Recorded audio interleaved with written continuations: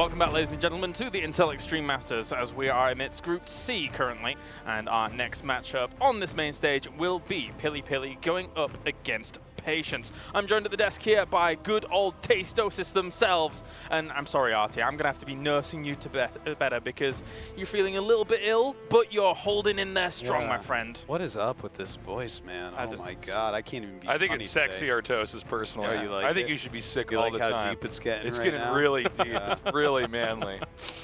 Thank you very much, gents. All right, so what have we got going on? We have, eventually on these two laptops, we will have Zest versus Cyril, which Artosis will be checking out, and we will have True versus Nurtio, which Tasteless, good old Tasteless, Dr. Tasteless. There you go. You're getting better and better. Getting better That's why and you're better. the best, man. You're the doctor, that's why you're taking care of him. It's That's perfect. right. Not doing a very good job of it, apparently. No, Sick not at for all. days now.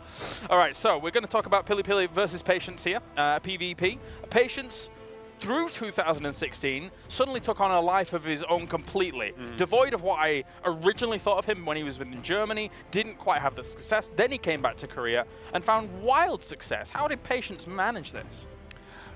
Patience has been like growing for a long time, which is so weird. Yeah, because like he got, what was that, second or third place at a DreamHack, and Yeah. I was like, wait, who is this Korean guy? But nowadays, it's hard to find a Patience game where he's not ahead at some point. Like, he plays a really solid game. He really knows what to do. He's always going down the right tech trees and stuff like that. He has his weaknesses, but this guy, like, I think strategically, build order-wise, etc., he's a very well-rounded player. You know, when I was doing Pro League, one of the things I always heard other players talking about in the makeup room was that Patience is so good. Yeah. And when there were really important matches, it was not uncommon they would bring Patience out to take out people I was assuming were much better than him. But a lot of times he was winning. So I think this guy is definitely on a steady rise, and he's a big threat to anybody who's playing against him in this tournament. All right, well, I'm getting word that actually our PvP is ready, so we can head over to the stage now as our two Protoss players make their way on. That is absolutely correct, Kalaris. It is time to introduce these two Protoss players.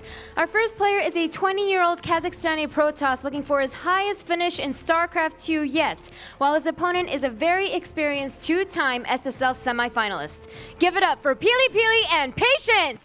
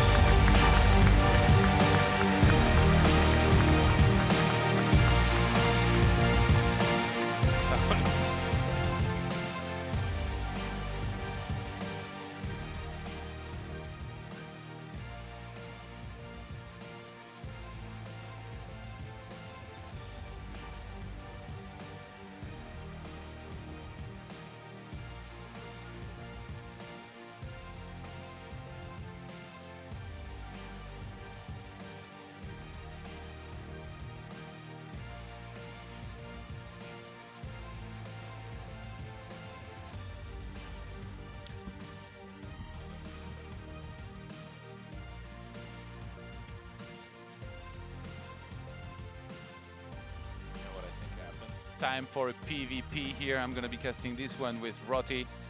Can't think of a better person to cast a PvP with me. Always warms my heart thought. I'm ready for it. I saw Pili his first PvP of the day against Zest.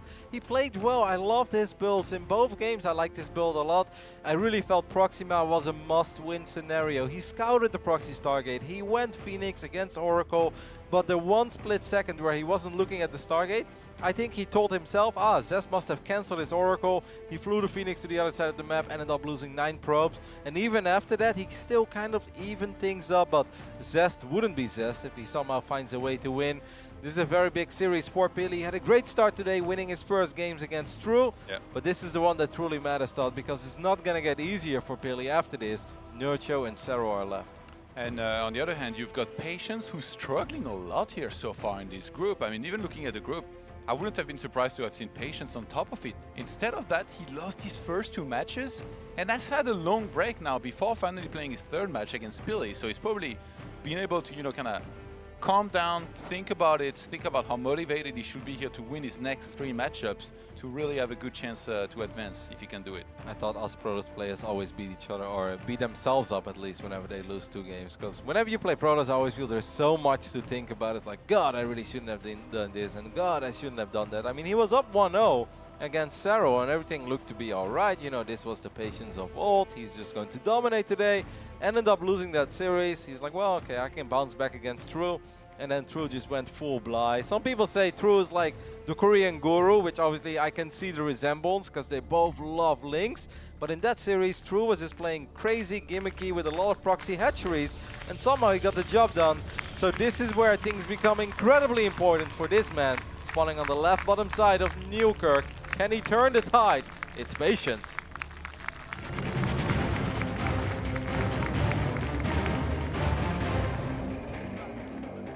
Southeast, playing as the blue Protoss. It is PiLiPiLi. I have to turn the lights off in the booth so it looks more intimate. Just a tiny LED lights just on his face. Now, PiLiPiLi, I've been extremely impressed by him this entire tournament, starting with the qualifying brackets up until here as well. He had a very convincing first match, but now this is where it gets serious. This is where he really needs to make sure he's on his A game if he wants to have a good chance to advance into the round of 12 or even round of 8. Still possible, I assume. Yeah, 1 win and 1 loss. Couldn't disagree more. He had a very tough bracket, right? He went up against Daishi with his tournament live on the line, somehow won that series. Then he went up against Elaser, and everybody thought, oh, that's awesome, you know, another Polish player is going to make it to the main event. Well, Pili kind of ruined that party as he was able to take that series away from Elaser. So far, everything is normal in this PvP. We see double gate opening, Cybernetic score. I'm curious to see what Pili is going to go for. I think this is going to be a little more of a straight-up game. I'm expecting Blink Stalkers, I'm expecting Immortal Sentries, and then we'll see. Are we going to see Disruptor Wars, or is either player going to be very aggressive with a War Prism and a couple of Sentries? It seems like Patience doesn't want to wall off. It really feels like right now some Protosses that they have decided that they were going to wall off on every single map and some others not at all. We saw Neeb earlier yesterday really opting to wall off basically every single time that he could. And how do you like that here? I like this opening. It's a good old Adept. I mean, it has fallen out of fashion a tiny bit, but me personally, I still like it a lot. Double Adept into concealed, right? Stargate. Sorry? Because he went for the wall off, it's going to be concealed, most likely, unless Patience flies his Mothership Core into his opponent's space, which is kind of the standard on this map, but that's why you're seeing the Stalker being corner boosted out. But this could be risky as well, because if Patience, his Stalkers are out of position, he has no wall off, and he's sending the Mothership Core out of position. Okay, he's actually sending it back. He was sending it out. Oh, he missed that! He missed those Adepts. Barely. If PiLiPiLi sneaks by, I mean, there's going to be 4 Stalkers at home for Patience, but Adepts, they one volley these probes, and we actually see PiLiPiLi here with his Mothership Core about to fly into the main of Patience. Maybe that's going to keep him busy. At least the most important news. Photon Overcharge. That's a good Photon Overcharge though by Patience. He gets a couple of volleys off. He's really not losing a whole lot. The Mothership Core is doing a little bit of work. Maybe he can get 3 workers.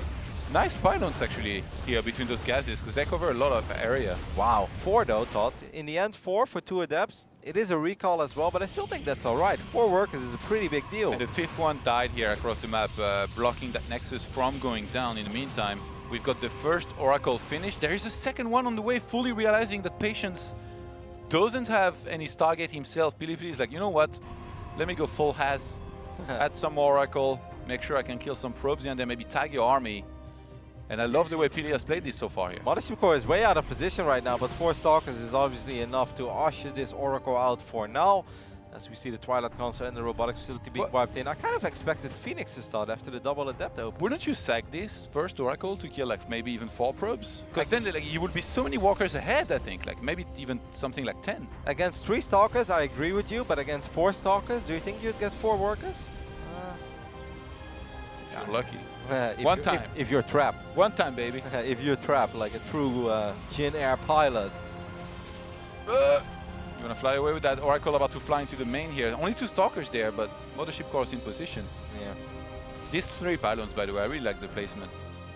because they really cover a lot of surface area on where units could go to try and kill some workers. So these overcharges gonna make him very safe here. On the economic side of things, Patience caught back up on the worker count nicely. Yeah, he has a much faster Nexus, so obviously he's able to produce those workers 2 at a time, while Pili is still waiting. At least he's long distance mining quite a bit. The double Oracle is going to fly in. There is one pylon available. The one Oracle will go down, and the second one is not able to get anything done. So far, I'm very impressed with how Patience has been handling everything. Losing the 4 workers against the Mothership Core was obviously a tiny bit painful, but he did kill 2 Adepts. But against both Oracles, he really didn't lose much at all. And in case if, like me, you watch a lot of StarCraft and you tend to forget some games and tournaments, let me remind you that Patience, he was our last Home Story Cup winner where he beat Zest in the Grand Finals with a lot of, let's say, eager blink forwards. Very good. To put it nicely. Confidently. Yeah, no, Patience is a very fun player to watch in PvP. You don't have to be a Protoss player to enjoy watching his games, because as soon as this man has Blink, he only has one direction, and that's forward. A lot of people use their Stalkers with Blink to micro away from battles or just test the waters and then blink back. Patience blinks forward. It's crazy, it's fun. He's gonna have to use one more overcharge here, perhaps. Kind of a little bit on late, that yeah. one. Yep. Remember when I tried to make sense of Patience blink forward? And I said like, oh yeah, he does it because he basically commits more on Stalkers than most other players. PiLiPiLi is actually going to go for a massive attack here momentarily. He's adding 5 more gateways, he's getting Immortals, and I think he has no plan to let Patience actually take that 3rd base. Wow, does he have no pylon at all? That's the only pylon near the mineral line, so this Warp Prism could potentially do a lot of damage for Patience. And Blink not finished too, so he can't actually chase that. Oh, Arkle actually dies here to the Stalkers, killing 3 more probes. Yep. These 2 Adepts though are gonna hurt a lot. I think as long as Pili is not in position, if the Stalkers start moving out, there's a very good chance that these Adepts will be able to kill 6, 7, 8 probes very quickly. Is he gonna recall something? He was grouping up around his Mothership Core, that was weird. This is bad though, there's no pylon here, there is nothing that saw this Warp Prism coming. This is gonna hurt a lot. This is gonna slow the attack down. I mean, Pili doesn't want to deal with this. Pili wants to run across the map and do some real damage. Look at this, 5 probes going down and all the Adepts are still alive. And remember, Patience has Blink, he's gonna get into the natural base, maybe even spot the Dark Shrine. That would be sick. I think, did he see it from this far? No, barely misses it. Woo, that would have been a nice information for him to take, because you won't have enough observers here against this, which usually at least 2. He already has 2, so that's good for him. But if one of those is across the map and DT start being split across bases, seems like Patience is a little upset with his own 2 record thought, because he's playing excellent in this game. It feels like, well, Pili actually made a Phoenix. That's a good way to deal with this Warp Prism. Obviously, he still had that Stargate from the beginning of this game. He's committing with the Warp Prism instead of evacuating, knowing that the units of Pili could have been out on the map. He's actually going to transfer those Adepts towards the natural base. Nothing there. Well, a couple of Stalkers. 2 Stalkers is not enough, though. There's a good chance that Pili ends up losing a few more workers.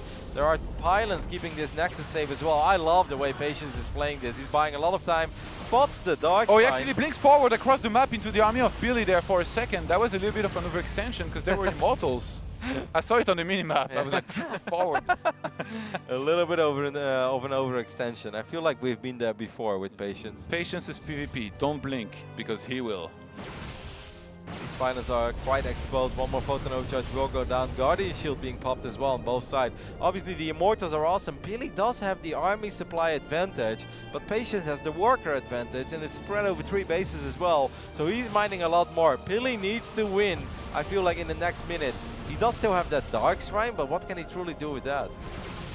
Yeah, and Pili gonna chop down that last pylon here that helped reinforce that location. Traps a couple Stalkers for a second, but those are gonna blink away. Nice position though, it's so hard to actually engage into this, but he's running out of force fields. I think there is one sentry that has a lot of energy though, for 1 Guardian Shield and maybe 1 force field. If he can get those very well, Warp Prism coming in to help him reinforce. Of course, a forward blink there by Patience. He tried to pick up the Prism, doesn't get it, but he does get 1 Immortal. The other Immortal's not shooting dot, and now another forward blink. I think that's it.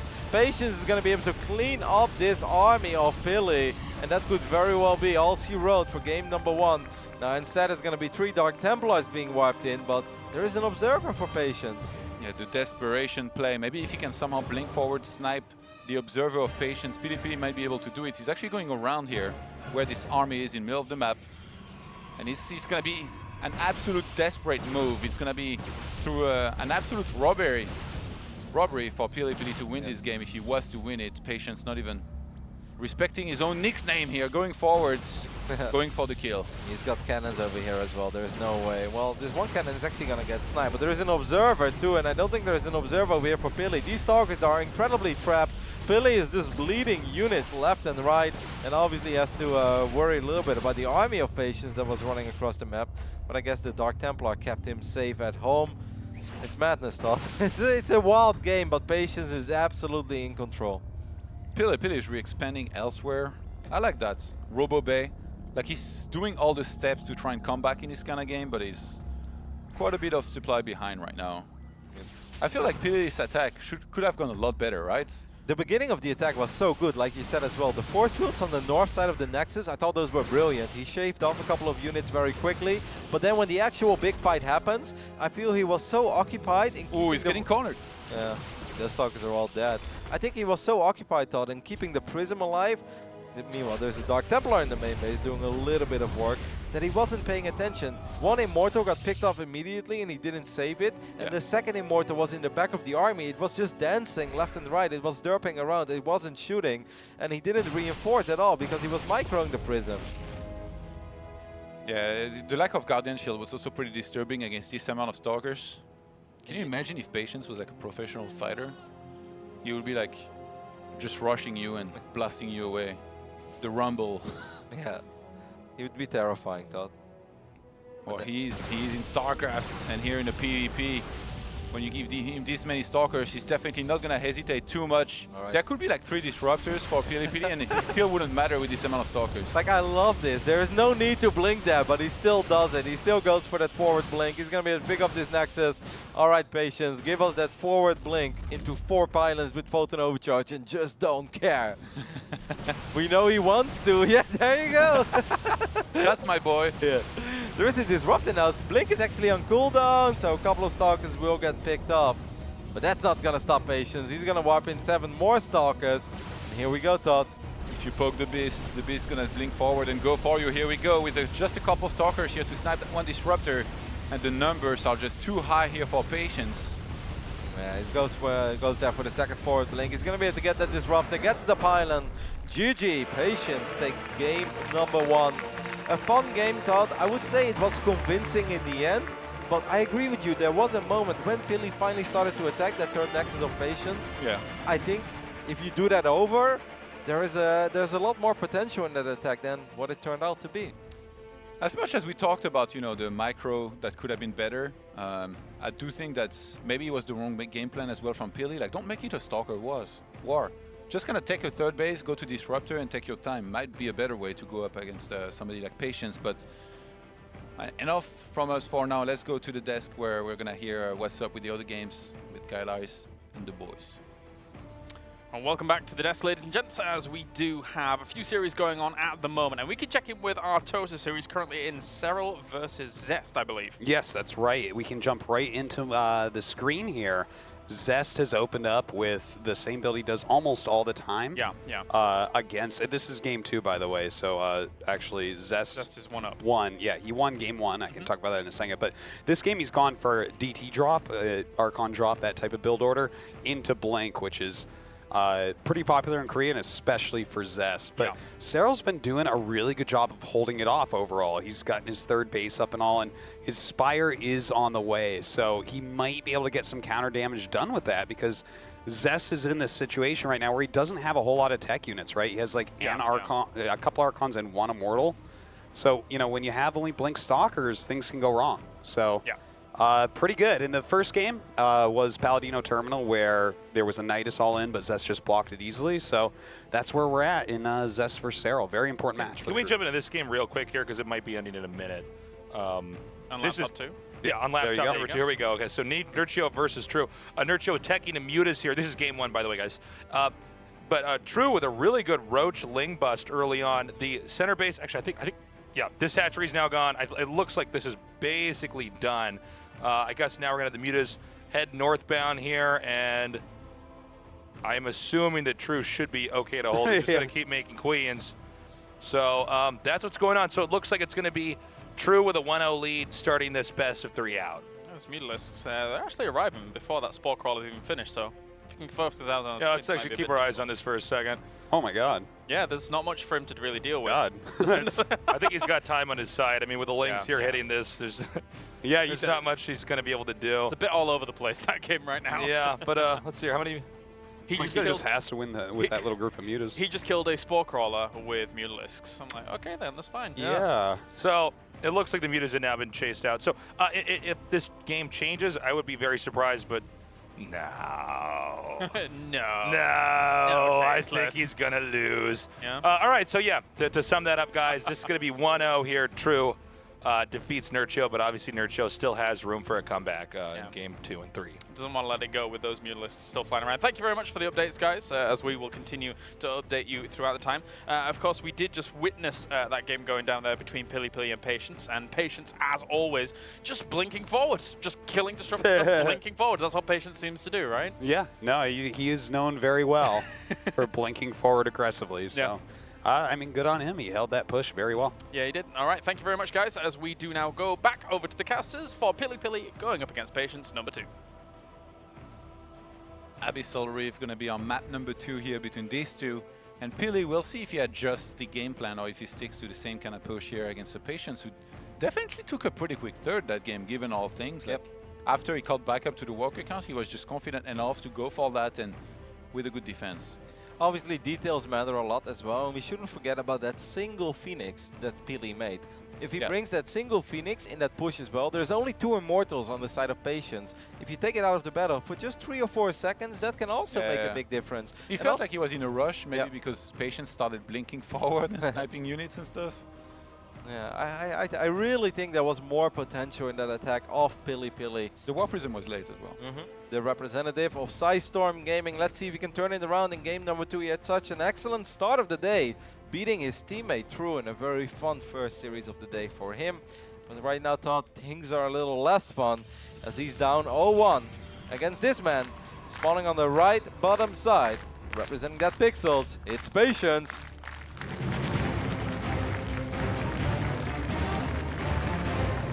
Did he just scream nurture? Patience, I think it was.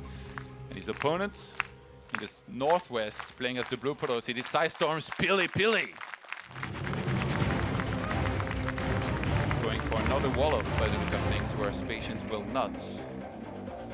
Do you like walling off? No, because I'm an adept opener. I really think it depends a lot on how you open. I think if you want to open up with Stalkers, going for a wall-off always makes a little bit of sense.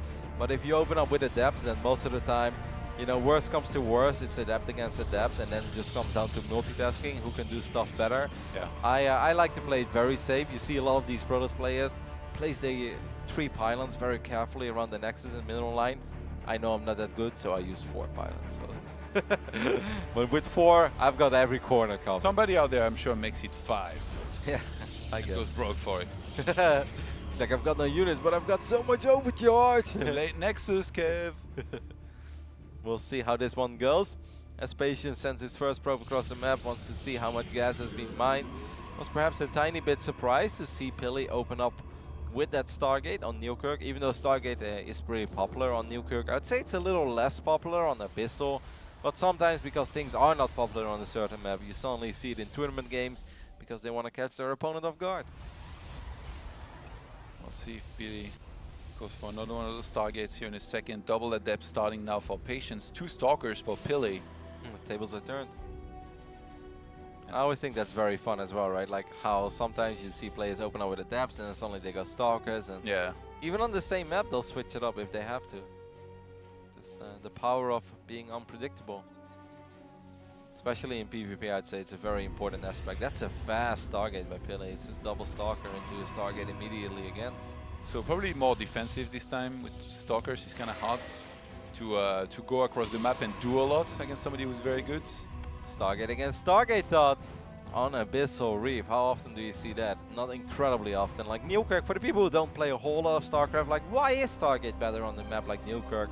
than it is on Abyssal. The main reason is because there's a lot of airspace around the bases, so those air units, they can just idle there, they can be safe.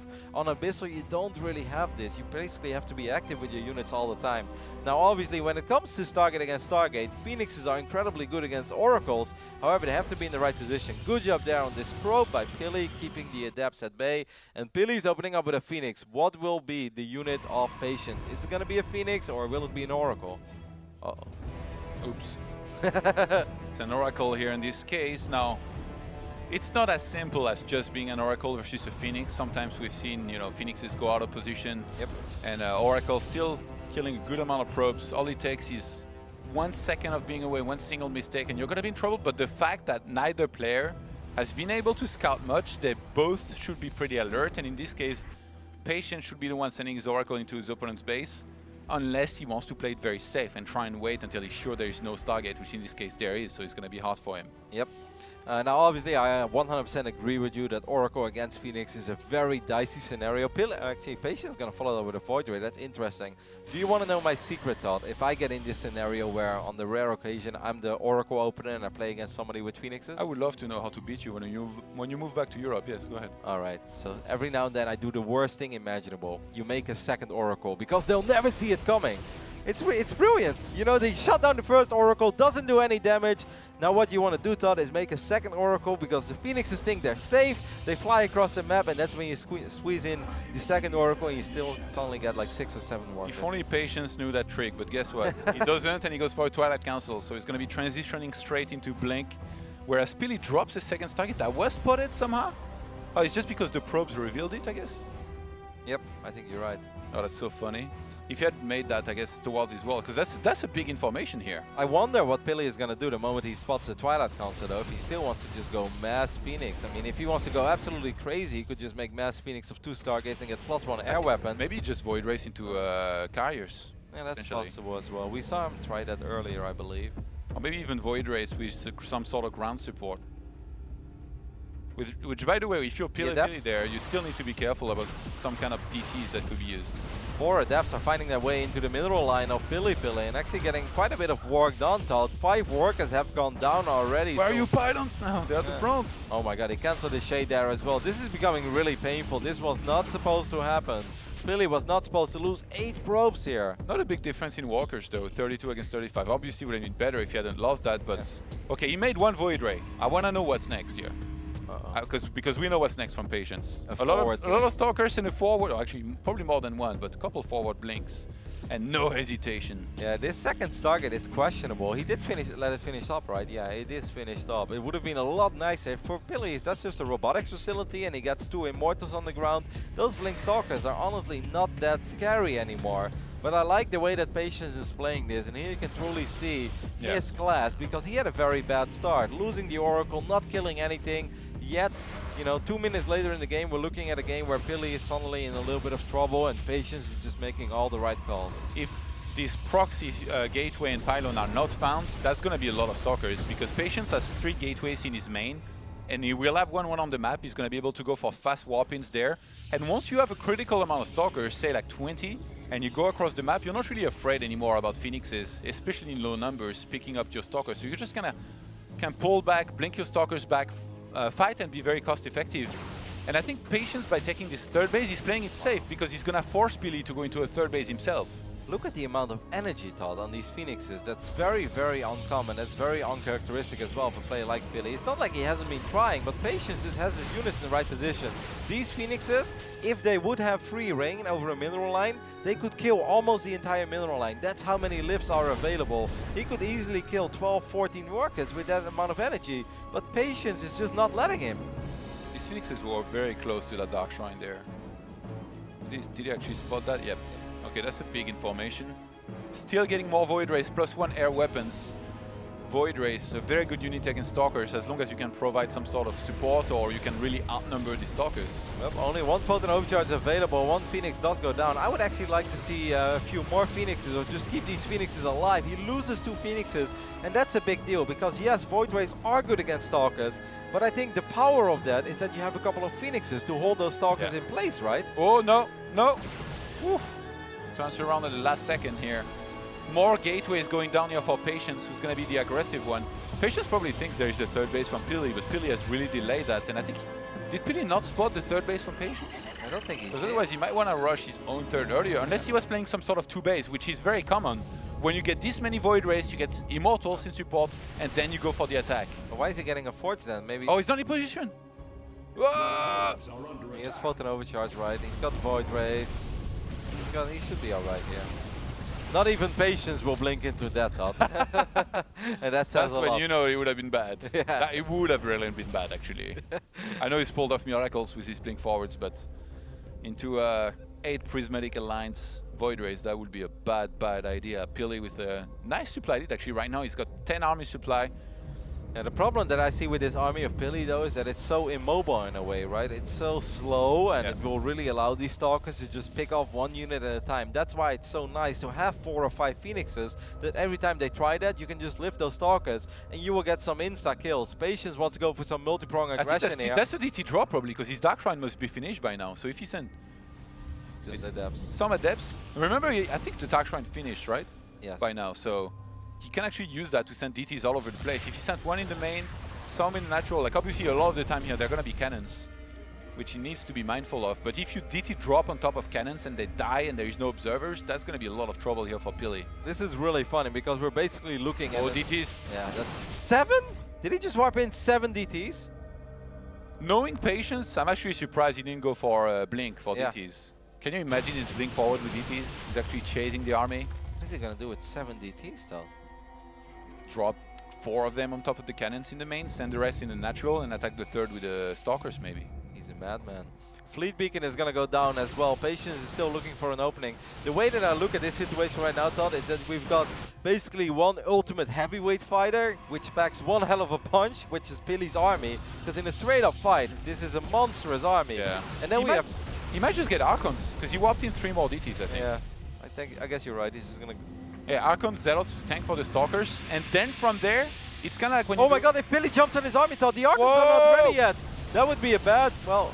Oh, he got worried, because I think he didn't know when the Archons were going to finish, and he's actually going to engage. Prismatic Alignment was used here. Sniping a bunch of these Stalkers. Overcharges are going to have to help with this fight, but there's not that many pylons. It's only 1 or 2 at the front here.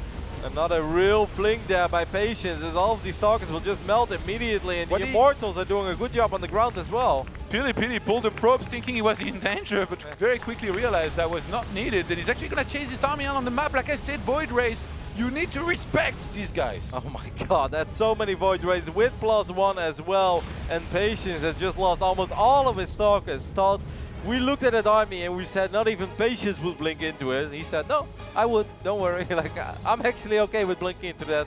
Did not work out well. You know what he's saying right now? He's saying, look at the supply, because he's quite a bit behind right now. 38 army to 72, that 4th base is not going to last a very long time. He's actually trying to counter-attack right now across this map. Yep, with the multi-prong aggression, but PiLi has units everywhere. He has a couple of units left behind at his 3rd base. He needs to deal with those Stalkers, but just a couple of Void Rays and an Immortal should be fine.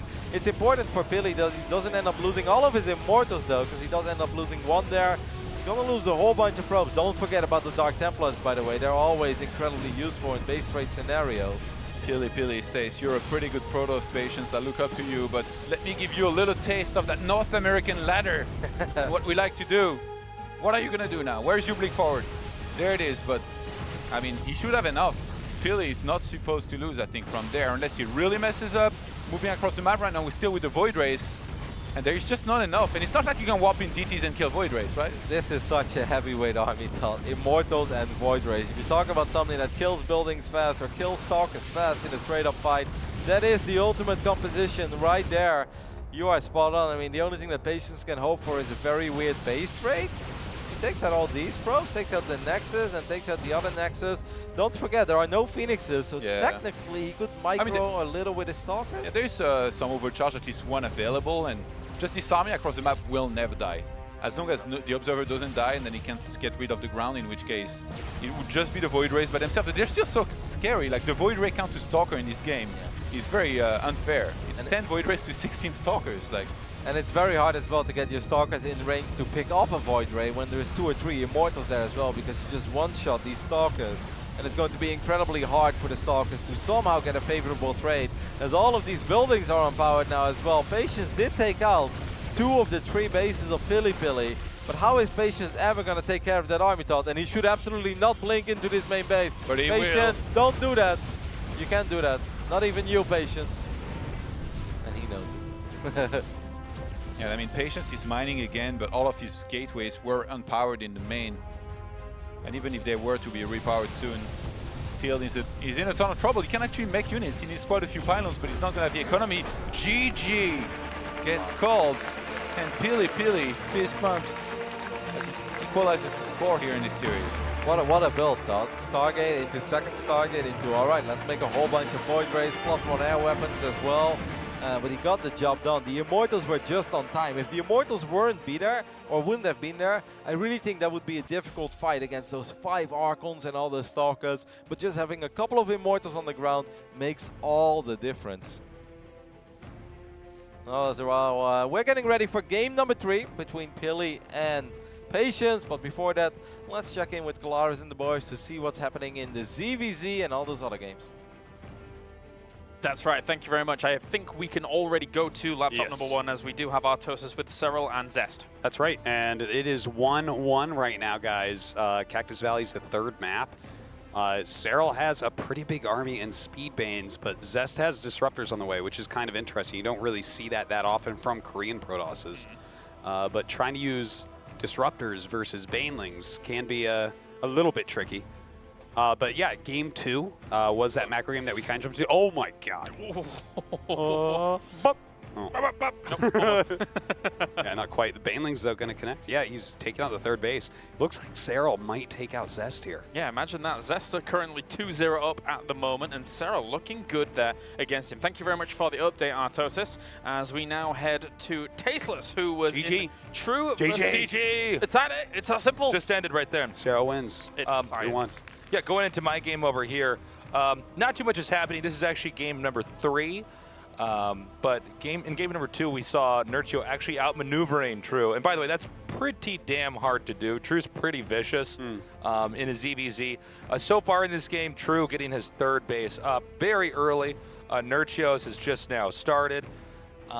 It looks like it could be anybody's game, but so far this game hasn't really developed much for me to say much more than that. Fair play, fair play. Thank you very much, Tasteless. Overall, though, wow, what a win for Cyril there against Zest.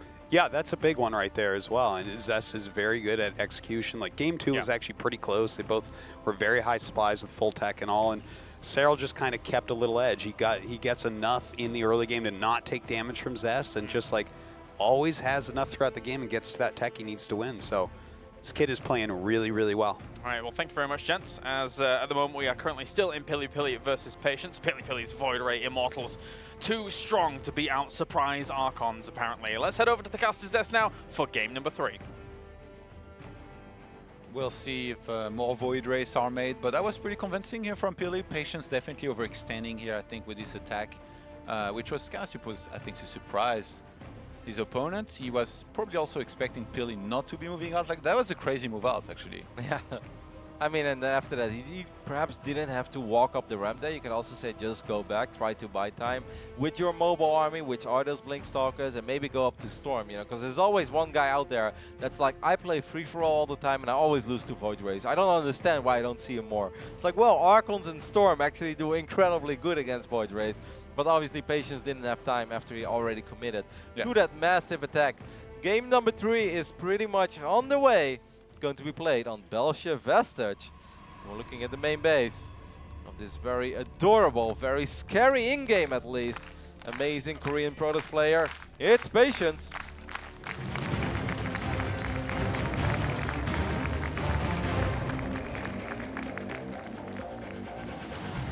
And in the northwest, playing as the Blue Protoss, he came back convincingly in the previous game. It is North America's PiLiPiLi. Storm Gaming.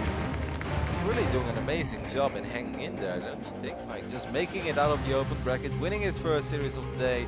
I think in the second series, which he did lose against Zest, he was still holding his own, and I think there was some real opportunity in both games to perhaps get an advantage or even win. And now here in this third series of the day for PiLiPiLi, who's still a little inexperienced. I don't want to call him brand new to this stage because he was here last year, for instance, and he's been to a couple of events here and there, but this is still kind of new territory for PiLiPiLi. He's had a steady rise. Wasn't it like 2-3 years ago that I was organizing like some Roti show matches? And then you were like, I got this guy, PiLiPiLi. Can you get him a show match and stuff? Can you get him to play against someone? I was like, who the hell is PiLiPiLi? I don't want him to play in the show matches. And then I think eventually I asked him to play, and did he win as well? I think he beat Hawk back then. Yeah. So already showed some promise. Yeah, he's had his ups and downs. Definitely was a time in Heart of the Swarm where I really felt that he was starting to become the best North American Protoss player there was, especially after Hawk started falling off a little bit, and there was kind of a Protoss gap to fill, and he's still up there. I mean, there was a time in Legacy where we didn't see that much of him, but he was apparently still playing. He's always incredibly high ranked on the ladder, you know, rank 1, rank 2, rank 3 Grandmaster League. Obviously, you think of top North American Protoss, you would think Nib immediately, but there is a few others like Bales. Yep. Rotterdam. Not Rotterdam, Todd. M. Canning. Yes. No, Who else actually? Obviously, Neep is the top dog. I agree with Bills. I'm sure there's a few others. You need to think about it. I like Rob. He's an up-and-comer. He's kind of where PiLi was a year and a half ago, you know, where he's a good ladder player. But obviously, Neep is, you know, by far the biggest name out there. And I'm sure that if Hawk wants to play that, he will always be good again. But let's see what happens here in game number 3. Big game for the representative of Sidestorm Gaming. They've got 3 players in action today, Dot. I'm really impressed by them. That shows that they've been doing really well in the StarCraft scene and made some excellent recruits. I'm personally really not a big fan of this kind of robo on one base builds. Well, what do you think about that? And getting a sentry as well. Just like this feels like Wings of Liberty with the delayed Nexus, you know, like where you would play super safe and the only thing you would be behind when you open like this would be a Stargate back then. What if against DTs, like you would be in good shape, Blink good shape? I think he's gearing up for some sort of an attack. Like it could also be, well, we have a little bit of a Stalker skirmish here. PiLi has to be careful because he's going to end up losing one of his first Stalkers, and that hurts a lot in PvP. He does have a Mothership Core, correct, or does he not? Yeah, he does. Where is it? Maybe he wanted to go for Disruptor drop, but because of the urgency of the situation, he's getting an Immortal, in which case you can still go for Immortal drop.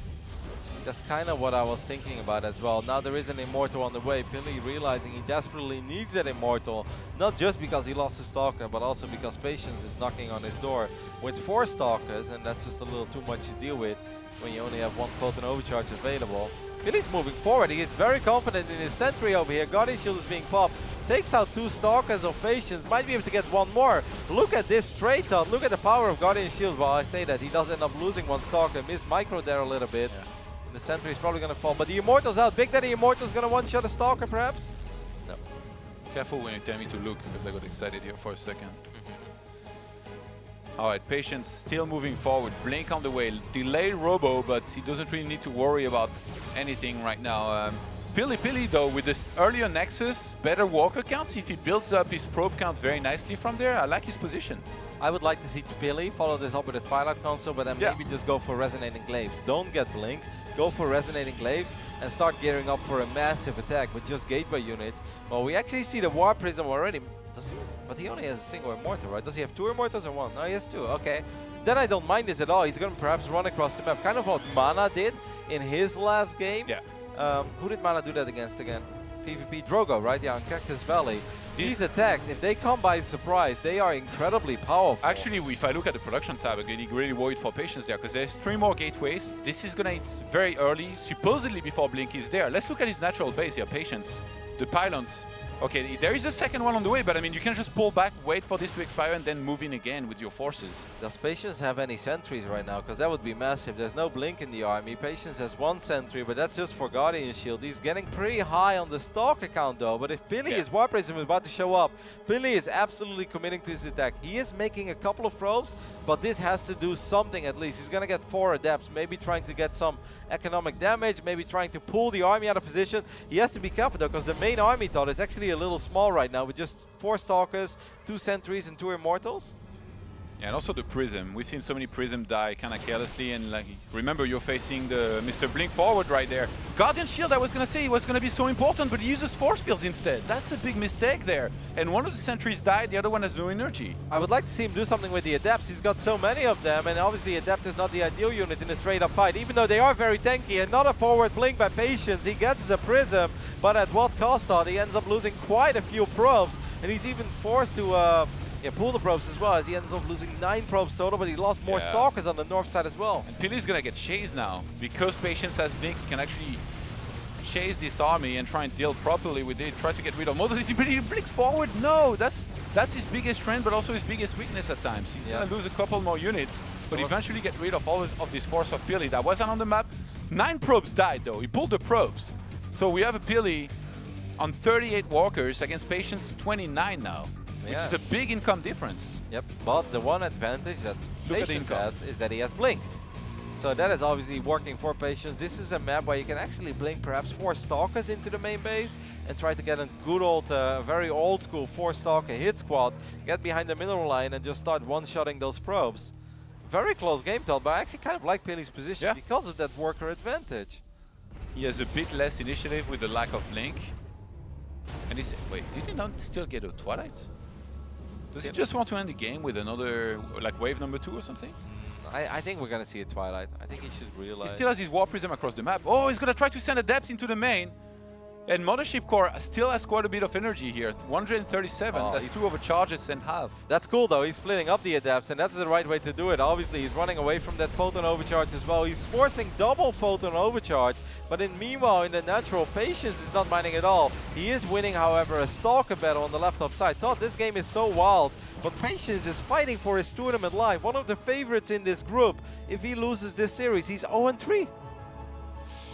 Patience could be in trouble there. Sure, he defended up until now. He's gonna start a Dark Shrine. In the previous game, I actually wonder why didn't DT drop? Even if there are cannons, a lot of the time, especially if the opponent's going for something like Void Race into Immortals, they're gonna feel safe with just 1 Observer because you can't really fight against this army, against the army plus the 1 Observer. So what happens is that if you DT drop the main and walk a DT into the natural and third base at the same time, you're gonna be able to break through their cannons, at least in the main, and then you snowball from there into that third base, and the Observer can't be everywhere at the same time. Probes start dying, and then you pull very far ahead, so it could be what we might see here in this game, at least for Patience to aim to try and achieve, because if he's able to do that, it would be great.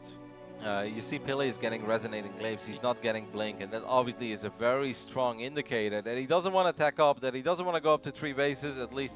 Maybe he will go up to 3 bases because he has a lot of money, but obviously he wants to make another attack, and with Resonating Glaives, suddenly these Adepts are a lot more powerful in a straight-up battle, and not having Blink doesn't hurt you that much, because Stalkers don't trade that well against Adepts in these big battles, especially if the Adepts are there to protect the Immortals. Did he cancel the Dark Shrine? Yep. Yeah, he did, okay. So much for that speech, huh? It's a lot of Adepts, Todd.